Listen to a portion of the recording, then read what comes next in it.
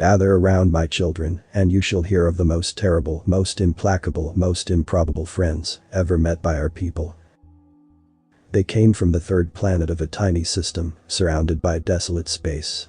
Not one sentient species for hundreds of light years, and they managed to propel themselves into space. We watched from afar as they developed slowly. We watched as they warred among themselves, brutal and savage. We watched as they rendered regions of their planet uninhabitable to themselves. A hardy species able to adapt to even the most hostile of environments. We watched as suddenly and without warning, they united under 4 banners, the rest falling by the wayside. We watched as they expanded into what we had begun to use as a buffer zone to allow these humans to burn themselves out in. But they did not burn themselves out, despite their warring among themselves. Harsh people, humankind is a race of warriors. Do not be fooled by the eloquence of their diplomats. In their own words, all diplomacy is a continuation of war by other means. Their greatest artists and philosophers were born from blood and conflict. I had the privilege once to view a painting by one Pablo Picasso, entitled Guernica. It was a savage piece, with not a drop of color. It showed the horrors of war. And the irony of it all was that the painting hung in the office of one of humankind's generals. It was sudden when they burst from the containment zone. When they realized they were not alone. And we, with heavy hearts, prepared to fight them bitterly and to the last. Imagine then our surprise when humanity embraced us among the stars as long-lost brothers. They were overjoyed to discover they were not alone in the darkness. Despite their brutal and warlike culture, despite their glorification of death and violence, their people do not seek out combat. An ancient general of theirs once put it thus: although a soldier by profession, I have never felt any sort of fondness for war. And I have never advocated it except as a means of peace. For centuries, humanity worked to better itself. They unified under a single interstellar empire, the Imperium of Man. The human empire, however you called it. They enjoyed art and music. They became leisurely at home, exploratory in the field. Their weapons of war were long gone, beaten into plowshares, as they say. Humanity was finally at peace. There was no conflict among them, a few border skirmishes for certain, and they kept a small standing military, but nothing more than that. We considered them domesticated. At first, we were surprised at their transformation, then overjoyed. We welcomed them into the fold of the cosmos, embraced them as they would embrace us. We thought we knew humanity then. That we had seen them at their best and their worst. We were wrong, so very wrong. We did not truly understand humanity until the Tixer-Hakara came into the void between the stars. Seemingly more brutal, more bloodthirsty than even the humans, they swept into our region of space like conquerors. They smashed whatever feeble resistance the youngling managed to put up, took their planets, enslaved the survivors, and pressed on. The Junti were next, utterly destroyed. The 4 great races left, ourselves, the Atoxa, the Kakrama, and the Ilna, banded together to try and stop them. In our arrogance, we did not include the humans in our pact. Too few in number, too weak in frame, too backwards in technology, we thought. The Tixer-Hakara hit our borders like the great wave that sweeps life from the beach. We hardened our hearts and prepared for the worst. Seeming without pause, they crushed our border defenses. They obliterated the first fleets we sent to them. The Atoxa fell to the Tixer-Hakara, enslaved, killed, scattered to the corners of the galaxy. Then the humans sent us an offer, a request really. They asked to fight alongside us. Bemused, we accepted. What else could we do? Deny them the right to fight with us for their very survival. We thought to assign them as rear guards, to ferry our people to safety after our fleets fell. We thought wrong. Humanity swept into the stars with a fury unmatched by any other. Their fleets were not the heaviest. Their guns not the most accurate. Their soldiers, however, their sailors, their warriors, were unmatched by any others in the cosmos.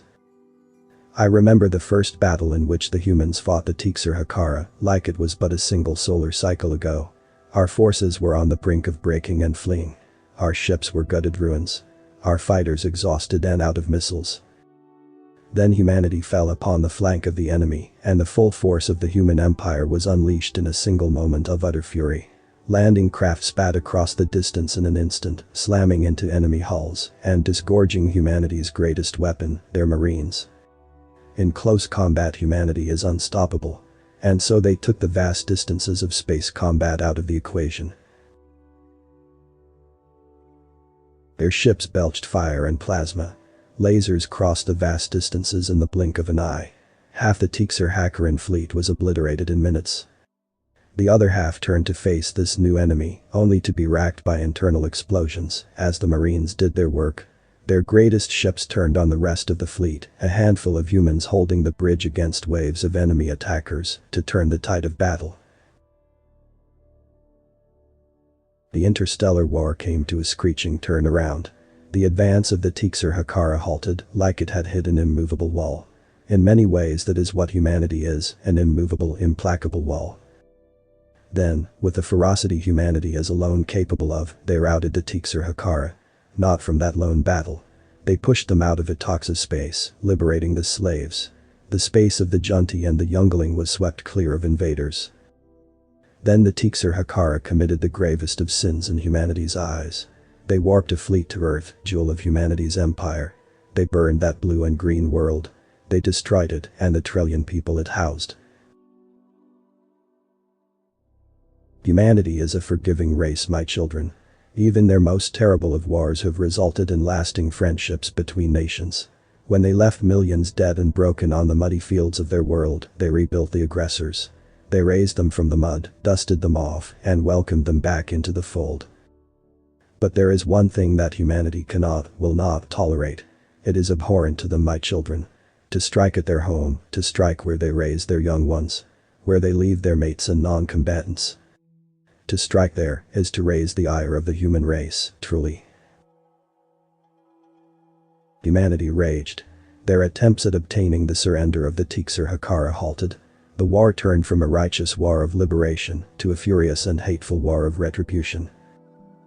We begged the humans to stop, to leave what few planets the Tixer-Hakaran had alone.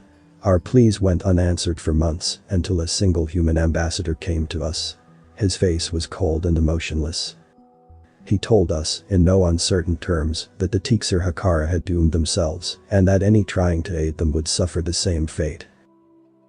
Quietly, we watched then, as humanity wiped the Tixer-Hakaran from the stars. The Tixer-Hakaran pleaded for mercy. They offered their unconditional surrender. They came to us and begged on bent knee for us to rein in the mad dogs we had unwittingly unleashed into the universe. Humanity had for so long repressed their warrior culture, tried to become better. Then we had given them back into the fires of war and humanity had awakened its warrior past. The Tixer-Hakaran ambassadors were taken from our halls by grim human marines and thrust out of airlocks. Finally, there was but one planet left and we came to the humans. We pointed to our own losses, our own dead friends, some of whom had lived for longer than humanity had been among the stars. And we begged the humans not to take the last of the Tixer-Hakaran's lives. I watched, children, I watched as the Tixer-Hakaran's worlds burned. As humanity left but one of their planets alive, a simple backwater colony of no more than 10 million. 10 million out of the trillions. Then the leader of the human military turned to me and with no emotion in his voice, told me that humanity accepted the unconditional surrender of the Tixer-Hakaran and walked off the bridge of my ship. My children, the lesson here is that a warrior past is never truly gone. Only buried, mayhaps, even wiped from living memory. But gone. Never. Humanity showed us that. Author's name and the link to original text is in the description. Consider tapping the thumbs up and pressing the subscribe button if you enjoyed this video.